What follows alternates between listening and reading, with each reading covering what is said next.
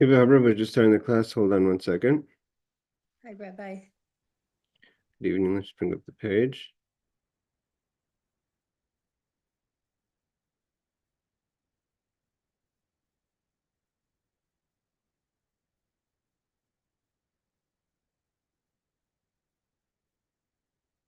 Okay, we're holding Kitzur Shulchan Aruch, the laws of prayer for Shabbos. Not sure my computer's working a little slow here. All right, here we go. We're in the middle of the laws of Kabbalah, Shabbos, and Ma'ariv. So it says like this.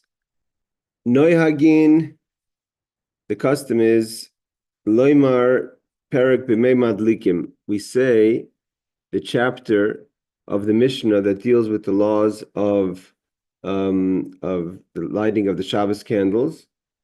That's Mishnayos. We say that on Friday night. However, we will not say the part of the Mishnayos that deals with the laws of lighting fires on Shabbos, even if the Yom Tov falls out on Shabbos. Or if Yom Tov falls out, if the holiday falls out on the day, meaning Friday is Chag and then goes into Shabbos. We have that sometimes. We'll have Thursday, Friday, and then Shabbos. So then we wouldn't say Mamad Likim. Shabbos Chol Moed, not Shabbos Chol Moed. So basically, the reciting of the Mishnayos, B'memad Likim, about the laws of lighting candles, we do not say, if we say it every Shabbos, aside if it's Shabbos and Yom Tov, Shabbos and the Chol HaMoed, or Shabbos following the Yom Tov. So let's see the footnotes. The footnote says like this. This is initiated by the Gaonim to say the Memadlikim. Chapter number 7 it tells us this Mishnah of the second chapter of Shabbos. Friday evening. Okay, so he says like this: from the order in which the author, meaning the author of the Kitzur, placed this rule, it would appear that he held that it should be said after Ma'ariv. I mean, we already completed talking about the evening services, so it seems like he's talking about that we should say it after we conclude the evening services, which was the custom of Ashkenaz. That was the custom of the Ashkenazic Jews, traditionally the Jews that lived in France and Germany, and is also the opinion of Sefer Hasidim. Our custom, however, I'm not sure who refers to our, but I believe most synagogues, is to say it before Ma'ariv. They say it after we say the Lichadodi and the Kabbalah Shabbos. We say the part of the Mishnayos of B'memad Likim. Barbara, if you're in the Chabad Shul, you would not notice that they say this because it's not the Chabad custom to say this on the Shabbos. According to the ruling, the reason is that we say it before Ma'ariv is based on the ruling of the Avudur Raham, which was one of the opinions also of Ashkenazic, I believe, Jewry, but it's not a strict Ashkenazic. I've never seen it said after Ma'ariv. Even the shuls that I daven in, it says that they say it before. He says the reason for the custom is that the candle lighting and other things that should be done before Shabbos are discussed in B'memad Likim, because the reason we say before the Ma'ariv is because it discusses, the Mishnah discusses the things we should be doing prior to the Shabbos, like lighting the candles, etc. Shilo and Yavitz agree. Sefer Ha'itim say the reason was to denounce the Cartiers. They were a group of people that didn't believe in rabbinic law, who prohibited having fire in one's house. I checked, there's still about 30, 40,000 of them around. But in the times of the Gaonim and the times of about 1,000 years ago, they were very strong. At the time, especially Reb Sadia Gaon, they were a very strong presence. The Rishal, in Responsum 64, says, and the Shulchan Aruch Harav maintained that it should be said before Kiddush. So the Chabad minig is to say it, I guess, he says he brings down from the Alter Rebbe to say it before Kiddush.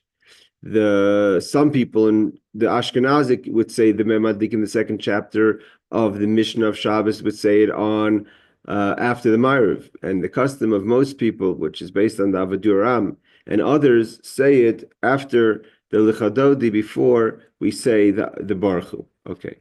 However, we don't say it in any connection with the holiday, and the reason is lest it be said even when Yom Tov is on Erev Shabbos. And the reason we don't say that is he says, let's see what he says, and it's not said when the Yom Tov falls out on Shabbos, because he may say it on Yom Tov when it falls out on Friday. And what's the reason we don't say it if it falls out on Friday? Because it talks about tithing, and tithing and making an Erev as instructed in the Memadlikim are prohibited when Yom Tov is on Erev Shabbos. So the reason why we don't say it on Yom Tov when it's Shabbos or Shabbos Chol HaMoed, because it's like Yom Tov, because maybe you're going to end up saying it when Yom Tov is Friday. And because Memadlikim discusses things that we have to do on Erev Shabbos, even though we're allowed to light candles on Yom Tov, but there are other things that we're prohibited from doing. For instance, tithing is prohibited on the holiday. So is making the Erev. The permissible things for whether it's carrying or cooking, as instructed in B'mem Adlikim, because we talk about that, and they're prohibited when the Yom Tov is on Erev Shabbos. So therefore, we omit this. The Mishnah is on anything connected to the holiday, and the Rashal maintains that it should be said every Erev Shabbos. Both that should be said every Erev Shabbos. Both are consistent with their opinions as to the reasoning for saying it. Okay. So they say it's mashma. It seems from what he's saying from the Rashal is that the Rashal says that we say it every Erev Shabbos means that we say it even if it's Yom Tov. And the footnote number 27. What was the reasoning? Let's go back to make sure I got this right. No, it doesn't say footnote number 27. Maybe he meant 28.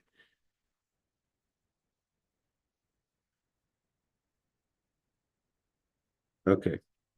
Let's see, continue. Law number 10. This is a law everyone loves. Noigin, the custom is Shabbos we do not wake up early on Shabbos as early as we would in the week. So if you wake up early in the week, you're an early riser, Shabbos is a good time to sleep in a bit. Doesn't say to sleep in too much. Mishum d'sheina mi'oinik Shabbos. Sleeping is part of the joy of Shabbos. So to sleep in a bit on Shabbos is not only okay, but it's also the custom. Vasmechuhu akra. Hey Aaron, and we're holding law number 10, and we have support from a verse. Now, one of the things that, again, we said that the prayers of the morning and the afternoon are connected to the sacrifices of the Tamid that were done in the temple, which are the consistent sacrifices that were done in the morning and the afternoon. Tamid shel Boiker and Tamid shel Ben Harboim. So they're talking about the custom that one does not sleep in, does not wake up as early on Shabbos as we do in the week. We know most shuls start later on Shabbos. So if there's a minyan in the week at 7 o'clock, a lot of shuls will start at 8 o'clock on Shabbos. And the reason is one should sleep on Shabbos. This is part of the joy. Where is the support for such a concept? Is that when it talks about the morning sacrifice during the week, it says baboker in the morning, and b'Shabbos nemru b'yom Shabbos. Shabbos doesn't say the morning; it says the day of Shabbos. And because it says, hold on a second, the day of Shabbos, so it means to say is not so early in the morning. In Chabad we daven quite a bit later, but others daven a little bit later. Hold on, there's still people that wake up early, and plenty of people that daven nates on Shabbos as well. The mashma ichor, the fact that it says doesn't mention the morning Shabbos, but the day of Shabbos, means to say that it seems like on Shabbos they possibly sacrifice the Talmud sacrifice a bit later than they would during the week. When we call makam tzrichim lizar, but still one has to be very careful. Shlei la'achar zman kriya shema utfila, not to daven too late. Past the zman, there's a time that's the cutoff time when you can't say there's sof zman krishma, the end of the time saying krishma, and there's the end of the time of davening, a preferred time of davening. So you don't daven past those times, but a little later than their week is okay. Yes, Aaron. So what does it say about learning? Because I say 8:30 till about 9, we do Mishnayos, and then we start to pray. Now, again, the learning is always good before davening because we're a little more relaxed in the week in Shabbos than we are on the week we have more time. So, of course, your rabbi is going to have a shir. Most communities have a shir in the morning before davening. That's okay. The idea is to sleep in a little more. It's a person should try to get a little more sleep on Shabbos than one gets during the week, because part of the joy of Shabbos is to sleep. And like at least he brings the support that the sacrifice was a bit later. But it doesn't mean you have to sleep straight till 9. If you wake up at 8 and get to shul at 8:30 and have a little class of Mishnayos and then daven, that's of course preferable as well. Thank you. 31. No, just giving us sources. 32. Okay. And it says he's talking about the smachta. The smachta means it doesn't say clearly in the Torah you have to sleep in or daven later a little, but there is support to this idea based on the fact that the sacrifice in the morning on Shabbos doesn't mention the word morning, it just says the word day. So he says in the footnote number 32 like this: the later poskim raised the question, it means the later halachic authorities raised the question that this verse is said in reference to the Musaf offering and not the daily offering. So they say there's a support that says Ubiyoma Shabbos, but Biyoma Shabbos is not talking about the Tamid. It's talking about the special sacrifice of Musaf. Musaf means the additional sacrifice that we have on Shabbos. So there's no proof that we have to sleep in on Shabbos because it says Ubiyoma Shabbos. Biyoma Shabbos is talking about the later sacrifice, which is the Musaf. So what's the proof that you want us to bring us support to daven a little later on Shabbos? So he says, the Magen Avram answered. So the Magen Avram, again, is one of the main Ashkenazic authorities in Halacha. He says that since the Musaf offering is brought later in the day, the 6th hour, the daily offering was also later than usual in order that there not be too much time between the two offerings. So the very fact that the Musaf was also brought a bit later so from there is a proof that they also did the morning sacrifice a bit later, so there shouldn't be such a separation between the Musaf and Shachris. Therefore, there's a lot of customs, whether it's the Kiddush Club or what have you, there's a little bit of separation between our morning prayers and the Musaf prayers, but Mincha we do much later, Musaf we do earlier. Okay. Now he's going to go into the next question. When should one say the Musaf? Again, the word Musaf means addition. And this is a Musaf sacrifice we have on holidays, on Rosh Chodesh, on Shabbos. So whenever we have the special sacrifice for the holiday or the Shabbos or the new month, that's called Musaf. And we to commemorate that sacrifice, we have a special prayer in the prayer that we daven the Musaf sacrifice, corresponding to the Musaf sacrifice. So what is the time one should daven Musaf? So he says in law number 11, Zman tfilas musaf umiyad achet tfil shachris. One should try to daven in conjunction with what we just said from the Magen Avram, that the fact that we musaf is the day, and we're supposed to do the morning sacrifice next to musaf sacrifice. So now he says, when is the musaf? Right after shachris. Unlike mincha that we do in the afternoon, musaf is done right after we pray shachris.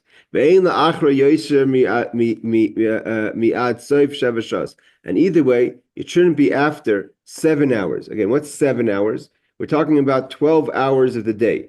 There's always 12 hours of a day. Unlike the 24-hour calendar, which we use for secular time, the lunar calendar has 12 hours no matter when. It could have 40 minutes, it could have 60 minutes, that have 70 minutes, depending on the winter, summer, and location, but there's always 12 hours of the day. So it means past midday, you shouldn't daven the Musaf after 7 hours, which 7 hours means 1 hour after midday, of whatever that midday is, depending on winter or summer. Yes, Aaron? So you're saying that we should sleep in, and then you giving when you should say Musaf, but using the 12-hour day is it the same time to say Shema as it is on the weekday? Yeah, Shema doesn't change. So then if you sleep in, you can't sleep in, you can only sleep to a certain time because you got to make Shabbos. That's what he finishes off in the law. He says in the law, make sure to be conscious of not of the Shacharis time. There's also a cutoff time for Shacharis. One shouldn't daven Shacharis past a certain time. So you should, I mean, you can, but it's better not to. So one is you should make sure that you say the Shema. Yeah. So if the Shema, if the cutoff time for Shema is 8 o'clock, then you have to be up before 8 o'clock. If the cutoff time is 9 o'clock, you have to be up before 9 o'clock. But usually, traditionally, what he means to say is a lot of people wake up at 6 o'clock in the morning in the week, right? People get up, they go to work. So our shul does 6:25 if you're reading Torah, and 6:30 if you're not reading Torah in the week, and then 9 o'clock is when we do Shabbos. There you go. See, there you go. That's because that's according to what they just said in the Shulchan Aruch. That Shabbos is a little later. Okay, but I was just wondering about the Shema. And I'm saying is, yeah, but so sometimes Shema could be before, I don't know if today, a lot of shuls would be, let's say Chabad shuls. Chabad shuls daven late, even past Shema time. So the Chabad custom is you make sure to say Shema before you say the Shacharis. A lot of the shuls will make sure that the minyan is going to say Shema before that cutoff time of Shema.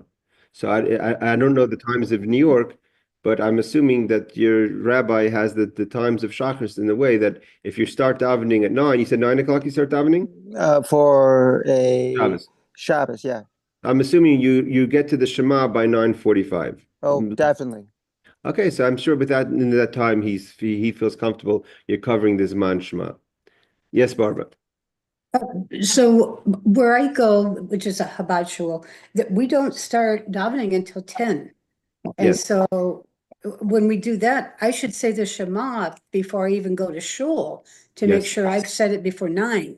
Yes. Okay, all right. Yes, I'll give you an example. I don't know, every city is different, but I'll give you an example. Let's say if I want to check Zmanim today in Yerushalayim. So, okay, this app is doesn't usually cooperate. All right, it's not working. It's trying to give me all kind of pop-ups. All right, so this okay, let's see. So it says here, latest time for tefillah today. Let's say in Jerusalem today. Right now it's 5 in the morning in Jerusalem. So the latest time for davening Jerusalem today would be, according to the Gra, 9:45 would be to daven Shacharis. Latest time for Shema is 8:44. So if you had a minyan today, even in your shul, let's say, at 8:44, it started at 9 o'clock, you would have to say Shema even in New York before that time. Okay. I don't know. So you'd have to check your Zmanim of when Seif Zman Krishma. But I'm giving you, for instance, Brooklyn today, the latest Shema in Brooklyn today, it's different, is 9:59. Okay. Certain time in Seattle would be around that time as well, plus minus. Yeah, I'll just say this. My son says it's hard when he's in a Chabad because they start so late. He says, I'm already up. Yeah, so some people, the idea of the reason why Chabad starts late is because we learn in the morning Chassidus an hour and a half. That was the time the Rebbe started. But if that's not, if you only have the Chabad minyan, of course you daven with the minyan. Nothing wrong. It's a proper time. You make sure to daven with that minyan, and you make sure to say Shema before the cutoff time. So for New York, it would be 9:50, whatever I said, 9:59. Yeah, that's good. Thank you. Okay, so now he's like this again. Musaf should be said before 7 hours. Which is before midday. And now he says, if you are to daven the musaf after the 7th hour, the Kitzur Shulchan Aruch says, Nikra poisheya, you are considered a person who's negligent with his manim. The alpha became, nevertheless, although you're negligent, you're still yoitza yidei chavos, so you still are. It's not as if you haven't prayed it. It's considered as if you prayed it. At the end, you can sacrifice the musaf a whole day, but it's supposed to be done before the 7th hour. Okay, footnote number 33. What's the 7th hour? He says the preferable time for the musaf offering in the Holy Temple was until the end of the 7th hour of the day. Now you could do it a whole day. You have to remember something. The new moon and all those things that when the witnesses would come with the new moon, We didn't know always when Rosh Chodesh was, when Rosh Hashanah was. So there's always a question when if they would sacrifice a musaf. Sometimes they sacrifice the musaf late. So that's why the musaf is called a yom. Okay. Sometimes again, because sometimes the witnesses, until they showed up to the temple and they declared it the new month, and then they had to do the sacrifice for the new month. Okay. Now we say this. Let's say, for whatever reason, you didn't daven on time, the musaf, and it's late in the afternoon, and it's time to pray mincha already. So do you daven the mincha first or the musaf first? Now again, mincha, you have to remember, is corresponding to the afternoon daily sacrifice called the Tamid Shel Bein Harabayim.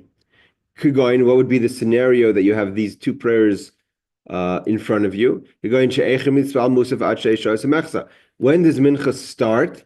After the earliest time you could daven mincha is after half hour past midday. Again, midday doesn't mean 12:30. It means whatever the 6th hour of the daylight time is. Again, depending on the winter and the summer, the Shas Zmanis has a different amount of time. So, but after 6.5 hours is ready time, you can daven mincha. You don't have to daven mincha, but you can daven mincha. So which one should you daven first? The mincha or the musaf? Again, this is a question that the minyan could have, or if you're davening as an individual.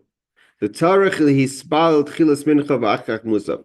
First you do the mincha, the Kitzur says, and then you do the musaf. Why? Because mishum the mincha tadira yoser. The rule is when you have two options to do any mitzvah, and the question is, which mitzvah do you do now? So the answer would be you go with a mitzvah that's more tadir, that's more regular. And because we do mincha every day, we only do musaf on the Shabbos or holidays or new month.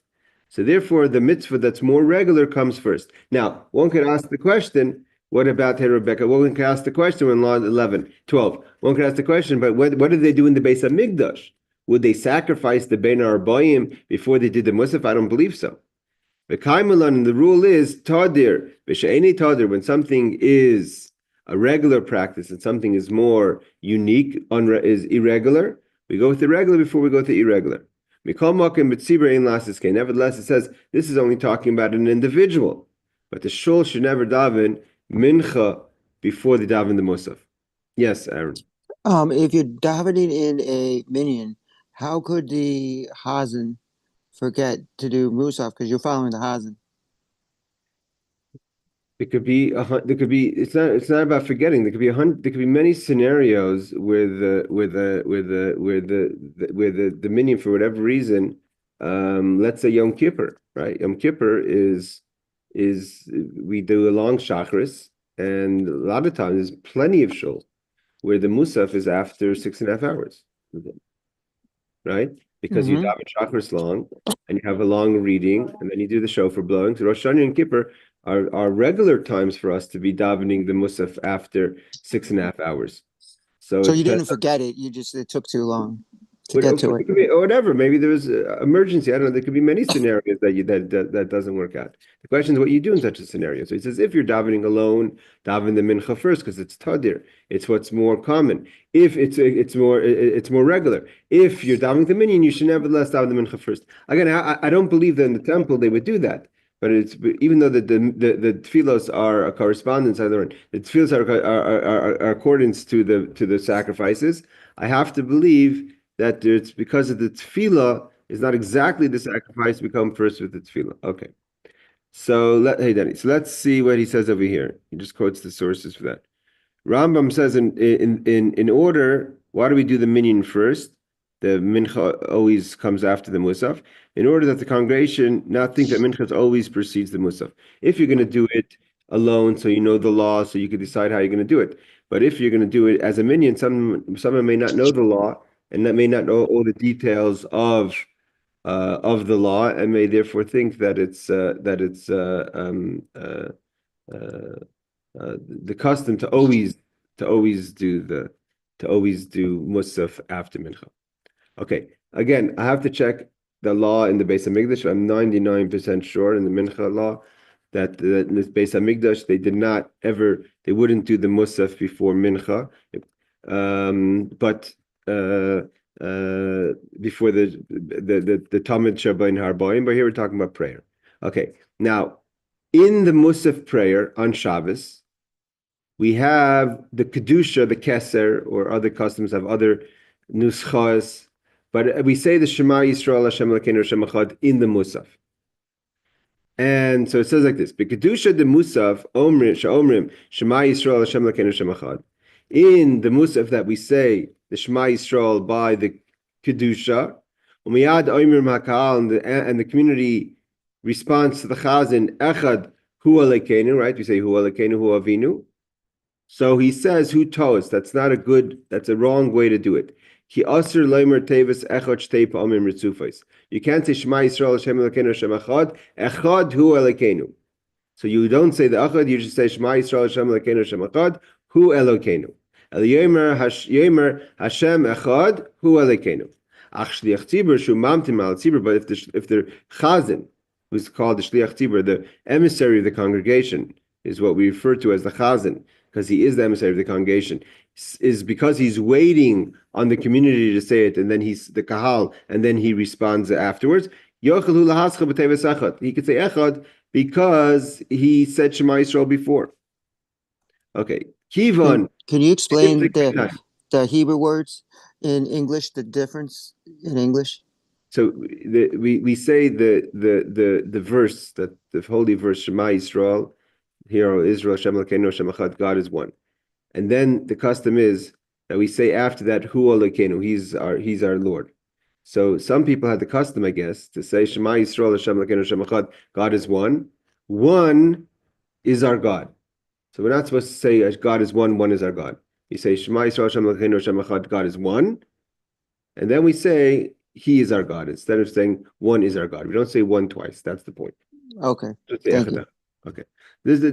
I'm not sure what he's referring to, but possibly once upon a time that was a custom. Okay, there's no real footnotes on this. I don't think so, no. Okay. Now this is a famous halacha. B'mincha, we all know that it comes to oh, Barbara, yes, you have a question? Yeah, when I pray the Shema at home, I should not say one twice. When I say it, I should, instead of saying, when I say it in Hebrew, Shema Yisrael Adonai Eloheinu Adonai Echad, I shouldn't say the English translation of that, of Hear, O Israel, the Lord our God. I should say our God is one. Or how should I say that? Do you always read Hebrew English? I always do the Hebrew and then recite the English. I don't need to say the English then, in other words. I guess I'm just used to saying the English.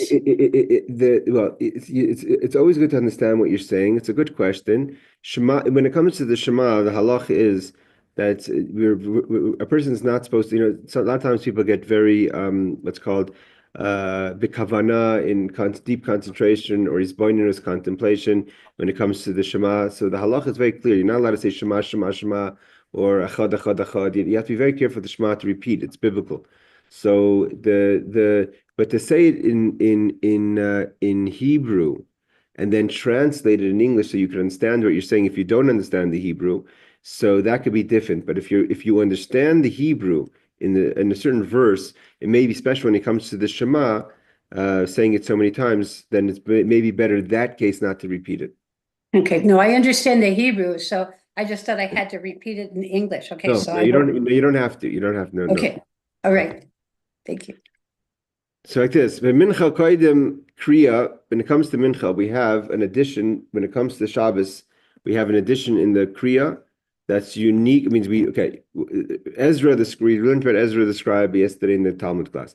Ezra the scribe instituted certain institutions. One of them was that the Jewish people shouldn't go. He redid the covenant. It's the whole Ezra was a fascinating part of our history. So he redid the covenant after the destruction of the first temple, starting the second temple. So he instituted a lot of decrees. One of them was that the Jewish people should never go 3 days without reading Torah. And because of that, we have the Monday and Thursday readings of the Torah. The Moshe Rabbeinu instituted that we should read Shabbos afternoon. Okay, so we have the Shabbos afternoon reading that we do aside from the morning reading.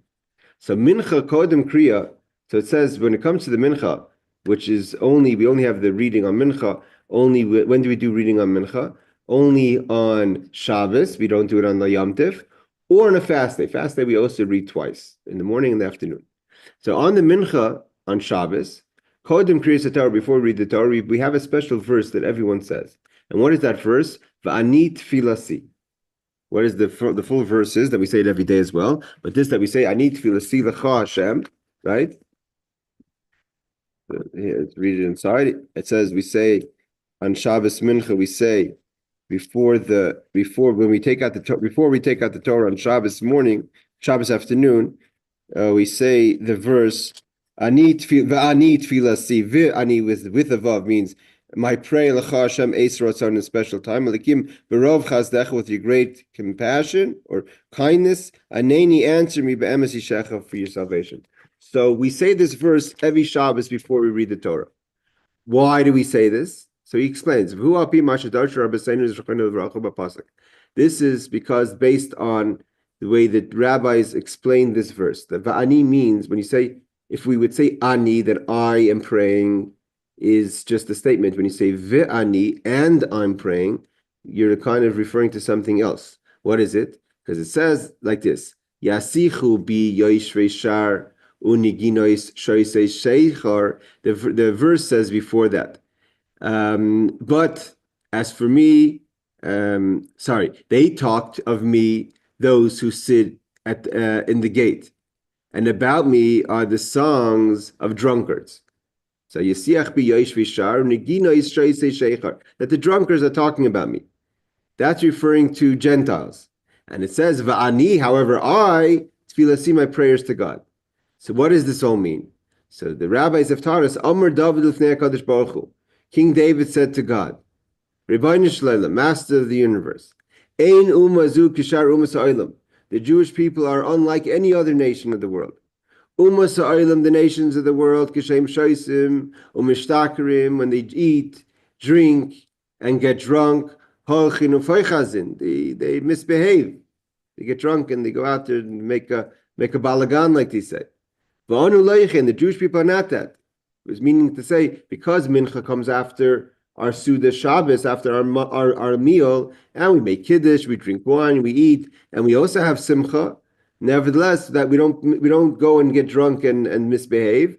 Even though we just drank, we had l'chaim and kiddush by the meal. But we go and we use that energy to go daven to Hashem. Therefore, we say before the reading of the Torah, to thank our Creator, our formation, our Creator, meaning Hashem, that He didn't place us like them, even the people that you could say are empty, not so full of Torah mitzvahs. Nevertheless, the Torah, everyone comes to shul to hear the Torah reading. So therefore, we read the verse of Ani tefilasi before we read the Torah to make a statement about Jewish pride. That how do we behave when we have a Suda Shabbos? We go out there and we go to shul and we learn Torah. What about in Yom Tov? We don't have the reading in the afternoon and the holiday. So Yom Tov shechol b'chol, unless Yom Tov falls out on Shabbos. But if the holiday falls out in the week, she'ein kohen v'torah, there's no custom to read afternoon reading of the Torah. We omit that verse in the mincha of the holiday. Let's say you are alone and there's no Sefer Torah, you may think that we omit it as well. We say it.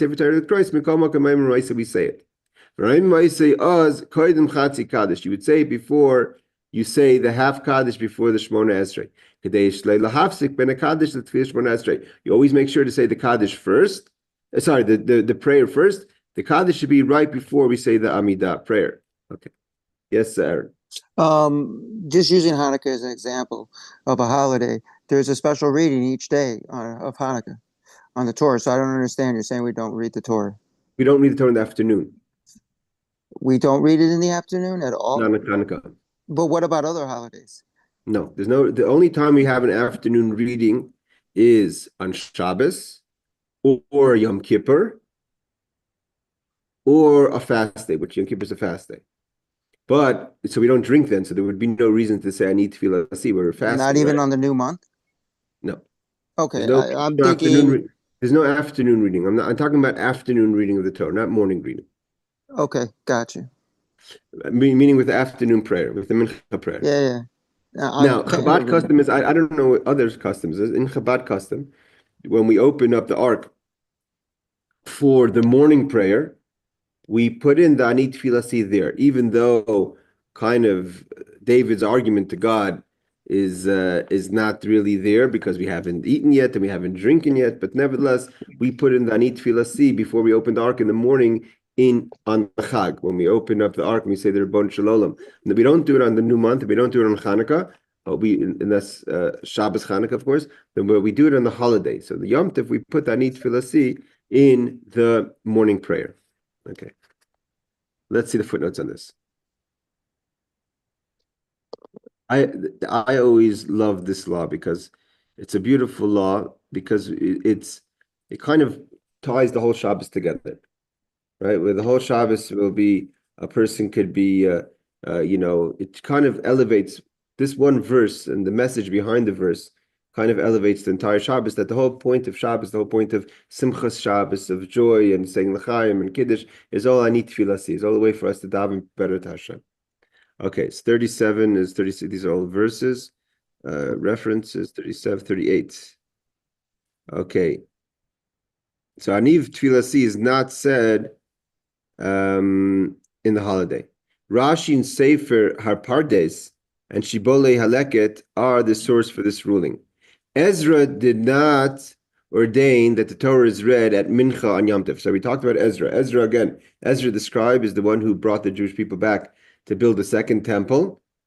And one of his takanos, one of his things was to read on the Mincha afternoon. He did not do that for Yom Tov. Rashba rules. Rabbi Shlomo ben Aderet lived in Spain, a Sephardic posik in the times of the Rishonim. He rules that this pasuk is said only on Shabbos because Shabbos is a time of great favor for the Jewish people, more so than Yom Tov. The reason is also mentioned in the Zohar. This reason is also mentioned in the Zohar. That's because Shabbos is a more elevated time, therefore we say it on the Shabbos. Again, Chabad is we do say it in Yom Tov, but we say it in the morning. The ruling, what's this about? Okay, so why do we say it even if there's no Sefer Torah? So this ruling concurs with Eliyahu Rabbah, Pri Megadim, Derech HaChaim, and Mishnah Brura. Magen Avraham, however, rules that it is said only when there's a Sefer Torah present. So basically, the idea is like this. How do we learn what King David is saying? Is King David saying that we're coming to pray or that we're coming to learn Torah and listen to the Torah reading? If there's no Torah reading, Magen Avraham says, then you would omit this prayer. But the other opinions is no, that because it's the time of reading the Torah, even if you personally don't have a Torah, it still would be said on the Mincha if you're reading alone or even if you're in Shul and the Shul doesn't have a Sefer Torah. Okay, law number 15. We're talking about the mincha. La'acher chazaras hashmon esrei. The custom is that after we do chazaras hashas, means we do the repetition of the shmon esrei on the mincha. Nogin. Well, it's not 18 blessings, but he's just calling it the 18 blessings. Mincha obviously is only 7 blessings. It's called Nogin lomer tzidkas tzedek. We say that tzidkas tzedek, your righteousness is righteousness everlasting, right? Tzedek lo'ilam. That's a part we say. Hold on, Aaron. okay. That's a part we say in the mincha. Why? These are 3 verses. Ke'ein tziduk hadin is to justify, so to say, the judgment. There were 3 righteous leaders who died in the mincha time, and because they died in the mincha time, one could be thinking that maybe it was unjust for them to have died. So we give tziduk hadin, we justify the judgment and say that God, so to say, was right. Who are the 3 great righteous that died in the mincha time of Shabbos? Yosef, which is the son of Jacob, right? Moshe Rabbeinu, and King David. That's Miyad, right? What about if the Shabbos falls out on a day that we would not say the Tachnun, let's say Rosh Chodesh, etc., or Chanukah? Ein Omer Moise, we don't say the Tzidkascha, because it's a kind of Tachnun. But when you're in the house of a mourner, even though the house of a mourner, one does not say Tachnun, nevertheless, if you're davening on Shabbos in the house of a mourner, some people have that custom. Omer Moise, we do say that the Im Lo Yemru Have Parhesi, then you're actually publicizing that Shabbos is a time of mourning. You don't do anything publicly as far as mourning goes on Shabbos. Yes, Aaron. You want to ask when does he the significance of 18, because you said he called it 18. Where did he get the 18 from? In the week, we have 18 blessings. Even though it's 19, the 19th blessing is in addition. Okay, thank you. So when we say Shemona Esrei, people say Shemona Esrei. Shemona Esrei means 18. We refer to the Amida as 18 because there's 18 blessings. The 19th was added. I'm just saying is that on Shabbos, there is no Shemona Esrei. There's not 18 blessings. There's 7 blessings, right? We have 3 in the beginning, 3 in the end, and 1 in the middle. But he's referring to the Amidah, which is known as Shemona Esrei. I just find it interesting that he could have called it the Amidah. Maybe that he doesn't refer to the Shemona Esrei ever as the Amidah. Okay, number 40. This is the order of Nusach Ashkenaz. The order of Nusach Sfard is the reverse. Okay. This says there's different ways we put the 3 verses, whether you're Ashkenaz or Sfard.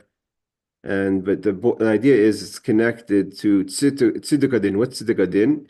Tziduk Adin is like this, 41.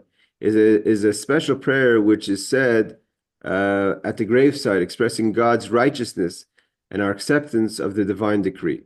So we accept God's decree, so to say, that these 3 righteous people, Yosef, Moshe, and David, passed away in the Shabbos afternoon.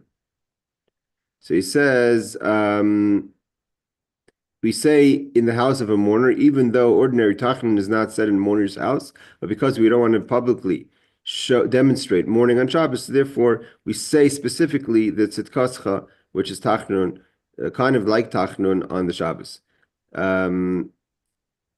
He says, Sefer Tosfos Shabbos, however, Yosef Das responds in 400 maintains, as does the Pri Megadim, that even in private it is said in the mourner's house. It's not just the idea of Perhesia, but even privately, which privately we do mourn on Shabbos. Nevertheless, we say the Tzidkascha prayer on Shabbos. So if God forbid someone is in a situation of mourning and you're davening the Mincha alone, you would still say the Tzidkascha on Shabbos. Okay, let's do one more long. Yes, Aaron. I'll just say one thing, because you mentioned Sephardic versus Ashkenaz. Sephardic similar, and a Chabad guy, one of my Chabad friends, said if you can't find a Chabad close enough, they'll walk to the ends of the earth. But if you want to go to somewhere really close, it's easier for them to do Sephardic, than do Chabad. Then do Ashkenaz, because it's in the same, Sephard is in the same, and Chabad. Nusach Sfard is very similar to the Nusach Ashkenaz. Right, but Sephardic the Nusach Chabad, is also similar, because there's a difference between Sephard and Sephardic. Sephardic is the Middle East, the Spain. Mhm. All right.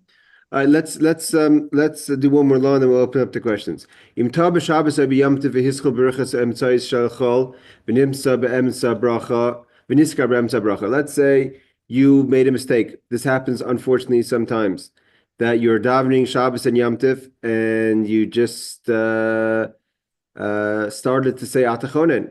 I led the Mincha services last week, and I was in a rush, and I made that mistake when I was the Chazan. I started Atachonen instead of saying Ata Echad.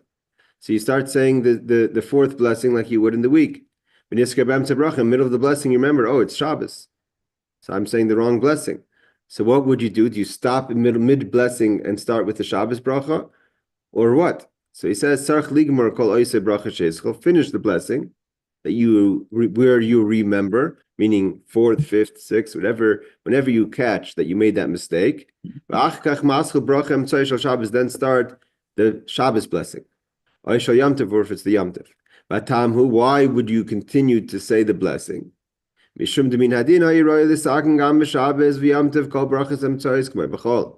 really, even the morning and after the morning and evening prayers and afternoon prayers of Shabbos should be just like the week. And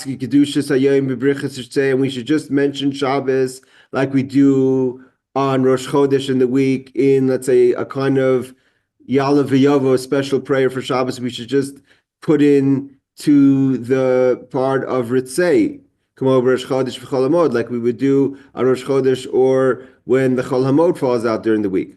Shabbos, because special, to give special honor for the Shabbos and the holiday.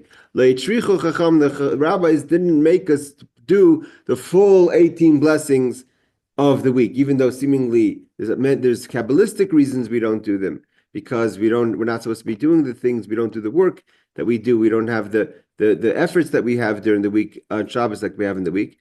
Nevertheless, therefore, in order to honor the Shabbos, we don't make one daven the full weekday davening, and we instituted a middle blessing in replace of the 18 blessings or the 16 blessings. But if you did bracha shachal, but if you made a mistake and you started it, you might as well finish it because you're allowed to say it. You're not saying something you shouldn't be saying. You're saying something that he instituted that you don't have to say.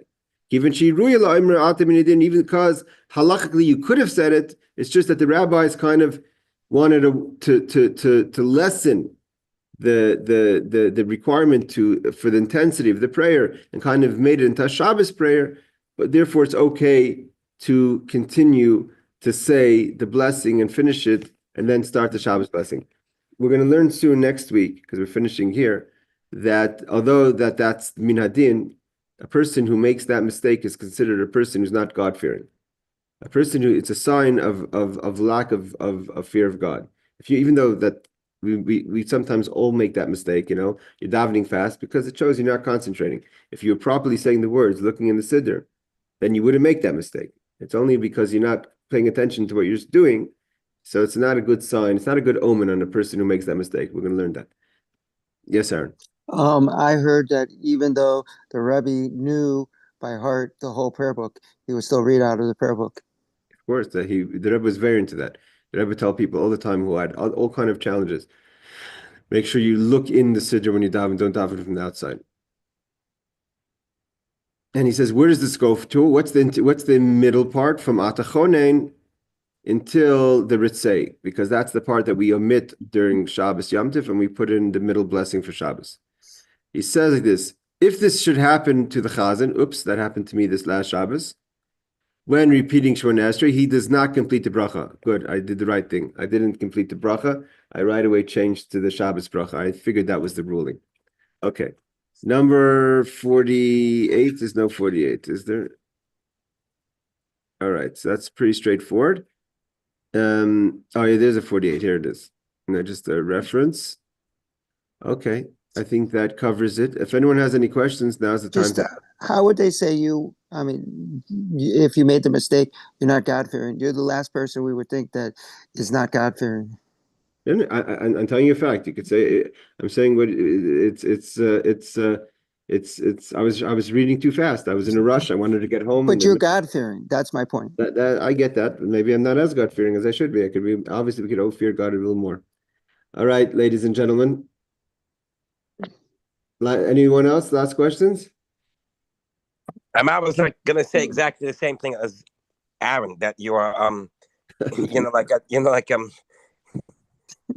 it couldn't be you. I mean, like in your case, there must be something else. No. The law is the law. The law is the law. All right, ladies and gentlemen. Yeah. Thank you, Rabbi. Thank you for joining. Take care.